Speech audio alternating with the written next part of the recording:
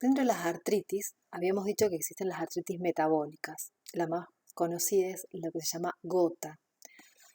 La gota es una enfermedad metabólica que afecta a ambos sexos, pero sobre todo al varón de edad media y mayor y a las mujeres posmenopáusicas. Es una patología que tiene una predisposición genética y se produce ¿por qué? Por el aumento del ácido úrico, y este ácido úrico va a hacer una precipitación de cristales, se cristaliza. Es lo que va a aparecer en la clínica como la gota o el tofo gotoso. Gota viene del origen del fluido que cae gota a gota, por eso esta enfermedad, también llamada enfermedad de Reyes o del poder o la opulencia. Era en el siglo XIX lo que marcaba el poder económico y social. Si vos tenías gota, es porque tenías mucho poder económico y social. Los sabios creían, además, que esta era producida por un incontrolable apetito sexual, ya que dolía el dedo gordo del pie a la noche, en las articulaciones del pie. Ellos decían que era porque habían tenido un encuentro sexual medio violento dentro de las historias de la gota. Miren, así se representan desde el siglo XIX. Ustedes se hacen memoria, se acuerdan algunas películas, los reyes cómo eran. Los reyes y los obispos, los sacerdotes, eran la casta alta, superior. Entonces era una enfermedad de la opulencia del que tenía poder económico para poder alimentarse así. Muchos pescados, mucha cerveza, mucho alcohol, muchas carnes y gordo. Pletóricos, son estos pacientes que uno ve pletóricos. Y ya estos cuadros un poco más importantes también de reyes, donde se los ve con esa panza abultada, el cuello agrandado, grasas, ¿sí? Y medio colorados, se los observa los cachetes, las mejillitas rojos, los pletóricos. ¿Qué produce el ácido úrico en nuestro organismo? Las dietas que contienen muchas bases purínicas se llaman, muchos aminoácidos, y todo eso viene generalmente de las carnes, de vaca, de aves, pescados, mariscos, mollejas, sobre todo las achuras, mollejas, hígado, y el alcohol, la cerveza. Esa es la dieta productora de ácido úrico. Y la dieta protectora que puede compensar este desequilibrio del ácido úrico, podemos pensar en lácteos, cerezas y agua. Bueno, quesos, agua sobre todo. Gota y la hiperuricemia. Dijimos entonces que el ácido úrico es el producto final del metabolismo de las purinas. Y las pirimidinas son bases que participan en la producción de la proteína, o sea que participan en el material genético, el ARN y ADN y el metabolismo celular, ¿sí? Para que tengamos una introducción de dónde vienen el ácido úrico y entonces, las purinas y las pirimidinas, como dijimos, forman parte del material proteico del ARN y ADN. ¿Qué es el ADN? Es el manual de instrucciones que contiene toda nuestra información genética hereditaria. ¿Y qué es el ARN? Posibilita el entendimiento celular a través del mensajero, porque nosotros tenemos ARN mensajero, transmisión, y nos ayuda, nos facilita el entendimiento de la información que trae el ADN. Bueno, ¿dónde se produce? La síntesis de estas bases o de estos ácidos se produce en el hígado e intestino delgado. El hígado, por eso tenemos que cuidarlo tanto, el hígado es tan noble. La eliminación se da por el sistema renal y el resto por el intestino. La mayor parte se da por el sistema renal. Y el desequilibrio entre la síntesis y la eliminación, estos dos mecanismos básicos para todos nuestros fluidos, va a producir la enfermedad, que en este caso el aumento de ácido úrico, y si precipita y forman los cristales, forman los uratos que se depositan en los tejidos produciendo la clínica de la gota, dolor, inflamación, tumor, calor. Entonces, dijimos que puede haber un aumento en la producción del ácido úrico o una disminución en la eliminación o ambos mecanismos que me van a llevar a la hiperuricemia. ¿Cuándo es un exceso en la producción o la síntesis? Cuando comemos demasiado, cuando ingresamos al organismo mucha fuente de purinas y pirimidinas y como, bueno, patologías como la obesidad, el síndrome metabólico. Hay edulcorantes que participan también, ¿no? Como predisposición. Y dijimos la comida que lo produce. Y poco ejercicio físico y poca comida saludable, que son los protectores, y poca agua, son los que me van a facilitar la producción del ácido úrico. Bueno, ¿dónde se depositan estos uratos? Generalmente en la sinovial y el líquido extracelular. El valor tolerable de sangre en sangre de este ácido es de 6,8 miligramos sobre mililitro. Cuando esto sobrepasa el valor límite, van a precipitar. O no, depende, digamos, ya dijimos que tiene que tener una base genética. Y depende si lo compensa, porque podemos tener un ácido úrico de esos valores superiores, pero tenemos una vida, el resto saludable, dieta, agua, ejercicio físico. Y el pH de la orina también influye. Dijimos que se elimina por orina, depende del pH de la orina, a ver si logra eliminarlo o lo concentra. Entonces, ¿cómo se va a manifestar este aumento de ácido úrico? Como artritis gotosa, dijimos que se elimina por riñón, entonces puede haber urolitiasis, una disfunción renal. Miren, este cuadro también es muy característico. ¿Cómo está este monarca? Gordo, tiene vendadas las piernas sobre almohadones porque le duelen, es un dolor exquisito, el roce de la sábana duele, pero no deja de comer, no deja de tomar, estar con mujeres, es la enfermedad del opulente, del que tiene poder. Entonces, la artritis. ¿Cómo va a ser la artritis aguda? Como todo agudo, es un debut importante, es un debut agudo, que suele ser uni o poliarticular y ataca la articulación metatarso-falángica del primer dedo. Esa es la característica. Luego puede afectar tarso, tobillo, rodilla. Las de las manos también son afectadas, sobre todo en ancianos. Entonces se forma, con el paso del tiempo, esta es una artritis aguda. Vamos a tener el dolor de una artritis, el debut de una clínica artrítica. Pero ¿cómo vamos a hacer los diagnósticos diferenciales? Ya el solo hecho de haber estado observando al paciente, cómo se presenta, qué características tiene el paciente, qué nos cuenta de su vida, y siempre nos podemos ayudar a un laboratorio y exámenes de diagnóstico por imagen.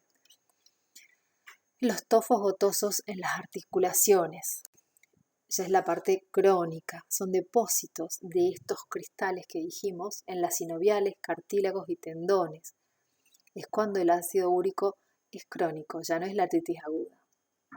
Y generalmente las articulaciones pequeñas de pie, manos, codos y orejas son tofos muy dolorosos, muy exquisitos, como les digo. El roce de una sábana y no pueden tolerar, es nocturno sobre todo el dolor. Miren los tofos cómo se observan, ¿sí? Como dijimos, en el pabellón auricular, en las articulaciones de las manos, los pies. Acá se observan las radiografías, realmente son unos cristales de depósito, ¿sí? Unas masas tumorales, pero de ácido úrico, que deforman la articulación. ¿Cuál va a ser el tratamiento? Si dijimos que es por ahí por causa de la dieta y porque no se está compensando con los protectores, tenemos que cambiar todos los hábitos de vida del paciente. En la gota aguda el tratamiento va a ser un tratamiento agudo para calmar el dolor. Se usan los AINES, siempre y cuando la función renal y hepática estén normales. Después tenemos que ver que la función hepática y renal no esté alterado, porque también cambia el tratamiento. Como verán, el AINES es de mucho uso en las artritis. Colchicina, ya lo usa el reumatólogo. Prednisona, corticoide, que es importante para desinflamar. Y en caso de que la patología sea como un cuadro medio atípico, una monoarticular, se realiza ya tratamiento con el reumatólogo. Como verán, acá se nombra algunos fármacos. Y el reposo, en el momento agudo, reposo. Tratamiento crónico, ya cuando se apareció el tofo, acuérdense, en el TOFO es la hiperuricemia crónica. Evitar el consumo de bebidas alcohólicas, carnes, vísceras, sobre todo vísceras. Y el alopurinol es el más utilizado, también es una droga para las articulaciones y bueno, también lo maneja el reumatólogo, ¿sí? Pues tenemos que estar tratando de cuidar los valores de sangre. Con la parte kinésica, la parte que en la que ustedes nos compete, los kinesiólogos, estos son las compresas, el pie en alto, en reposo, las fisioterapias, son pacientes que tienen que caminar, deambular, caminar, moverse, porque acuérdense que estamos hablando generalmente de pacientes con sobrepeso, por ende, la falta de movimiento trae a consecuencia otras patologías, ¿sí? Hacer reposo, por lo menos 24 horas hasta después del que calme el dolor. Como venimos diciendo, cuáles son las patologías asociadas al síndrome urémico, a la hiperuricemia, cuáles son las patologías asociadas: obesidad, síndrome metabólico, hipertensión y la depresión, por ende. Todo paciente que haya sufrido un poco de dolor crónico o agudo y se asuste tiene más tendencia a una depresión, y sobre todo si tiene acumulado otras patologías.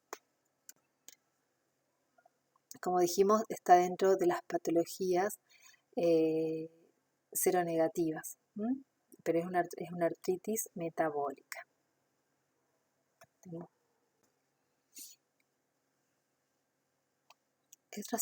Otras artritis seropositivas que son, pero forman parte, no es como un cuadro de artritis, sino que forman parte de otras patologías que les llamamos colagenopatías, son el lupus, esclerodermia, HIV. Bien, espondilitis anquilopoyética, ¿sí? La espondilitis, nos está haciendo referencia a alguna parte del cuerpo. Anquilopoyética, eso hace referencia, esos términos, a que se anquilosa, que se endurece, ¿sí? Es una artritis crónica que afecta a la columna vertebral y sobre todo a la articulación sacroiliaca. Es una lesión de la columna vertebral. Afecta a adultos jóvenes, varones, más frecuente que a la mujer, luego de la adolescencia. Y se presentan 7 casos cada 100.000 habitantes. La espondilitis tiene, se presentan los factores predisponentes: sexo masculino, joven y, como dijimos, una base genética de HLA-B27. No tiene una causa específica, pero sí esos factores de riesgo. Entonces, dijimos que es una enfermedad inflamatoria crónica que afecta a la columna, las articulaciones de columna, que suelen y tienen tendencia a soldarse entre sí y limitan la movilidad de la columna. Como dijimos, anquilo significa fusión. La enfermedad es crónica, pero tiene brotes agudos y periodos de descanso, donde el paciente está asintomático, ¿sí? Observen en este gráfico cómo podemos ver la columna normal con unos discos gorditos, acolchados, aparentemente de consistencias blandas, y luego con la espondilitis cómo se sueldan todos los espacios interarticulares. Y esta es la posición en la que ingresa al consultorio un paciente joven masculino con espondilitis anquilosante, ¿sí? Con la curvatura de la columna hacia adelante porque está teniendo una posición, una actitud antálgica. Entonces, ¿cómo podemos llegar al diagnóstico? Con la clínica, el examen físico, las pruebas de sangre sí, pero es más específico el reumatólogo, una HLA, y el resto de los estudios están normales. Imagenología, la resonancia magnética nos va a dar el diagnóstico. Y tenemos reactantes de fase aguda, inflamatorios elevados, pero no es específico, ¿sí? Y una HLA. Los reactantes de fase aguda o inflamatorios, eritrosedimentación y proteína C reactiva, pero no son específicos de la patología. El tratamiento de la espondilitis anquilopoyética sobre todo está dirigido a aliviar el dolor y la rigidez y evitar las complicaciones. Tratamiento médico puede ser con AINES o indometacina, inhibidores del factor necrosis tumoral, y biológicos son los que usan los especialistas. Golimumab, adalimumab, etcétera, son excelentes, son efectivos, pero son muy costosos. Estamos hablando de un costo el año pasado de una inyección por mes de 30.000 pesos el año pasado.